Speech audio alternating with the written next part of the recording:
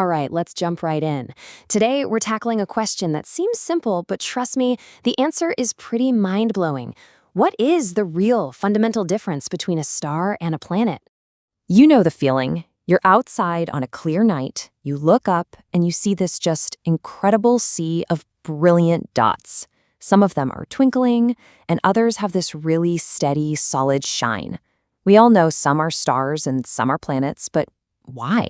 What's really going on up there? Let's uncover the secret that truly divides them. So here's our game plan. We'll start with what we can all see in the night sky. Then we'll dig into the difference between making light and just reflecting it. We'll look at the cosmic dance of orbits, check out what they're actually made of, and finally, we'll get to the single biggest rule, the ultimate difference that truly separates a star from a planet. Okay, so first up, let's set the stage right where our curiosity always begins, with that beautiful, star-dusted night sky. You know, from trillions of miles away, they both just look like tiny little specks, which makes it super easy to confuse them. But they are fundamentally different creatures of the cosmos. Think of it like a lion and a house cat. Sure, they're both felines, but they operate in completely different leagues. Let's start with the most obvious difference, the one you can actually see for yourself, how they handle light. So think of it this way. A star is a self-powered furnace. It's literally generating its own massive amount of light and heat. A planet, on the other hand, is more like a cosmic mirror. It has no light of its own, it's just reflecting the light that hits it from its local star. I mean, that's why Venus can look so incredibly bright. It's not on fire, it's just really, really good at bouncing sunlight back at us. And this whole light source thing explains something you've probably noticed. Stars twinkle, right? Well, that's because they are so incredibly far away that their light reaches us as a single, tiny pinpoint. As that tiny point of light travels through our shaky, turbulent atmosphere, it gets distorted, and we see that as a twinkle. Planets, though, are much, much closer, so they appear as tiny disks, not pinpoints. More light reaches us, so the atmosphere can't mess with it as much, and that gives them that steady, solid glow. Next up, let's talk about the power dynamics out there in space. Who's in charge of this cosmic dance? It all comes down to one thing: gravity. Stars are just unbelievably massive. They are the anchors, the gravitational centers of their entire systems. And everything else, all the planets, asteroids, comets, they're the travelers, caught in that star's immense gravitational pull. They're forced to follow a specific path, an orbit around it. Now, let's go a little deeper. What are these cosmic objects actually made of? A star is essentially a giant ball of superheated gas, mostly hydrogen and helium. And it's so hot that its atoms are literally stripped apart, creating this really energized state of matter called plasma.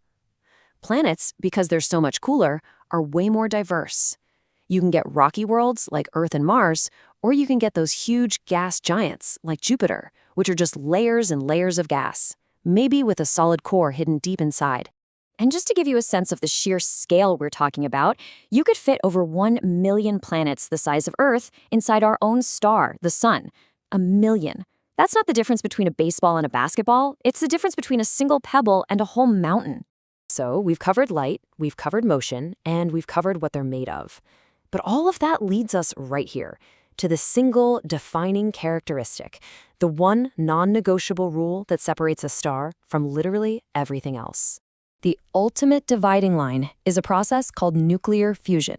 This is the engine that powers every single star. A celestial body is only a star if it is massive enough to ignite this process in its core. If it can't, it's not a star. It really is that simple.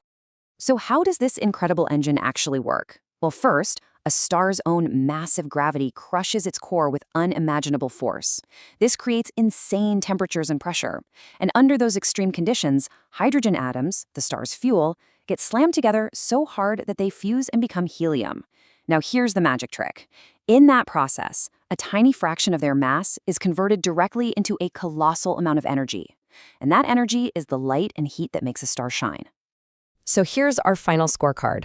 A star creates its own light. It's the center of an orbit, it's made of hot plasma, and most importantly, it is powered by nuclear fusion. A planet, on the other hand, reflects light, orbits a star, is made of cooler rock or gas, and has no internal fusion engine whatsoever. So if you remember one thing, it's this. A star is a natural, self-sustaining nuclear reactor floating in space, and a planet is a cold, non-reactive body that's just caught in its orbit. That is the ultimate cosmic showdown, and it's decided entirely by the power of the atom. And all of that leaves us with one last fascinating question. We have planets and we have stars. But what about the objects that are stuck in the middle? You know, the ones that are way bigger than Jupiter, but just shy of having enough mass to ignite that fusion engine. What cosmic title do we give to the almost stars? Well, that's a story for another time.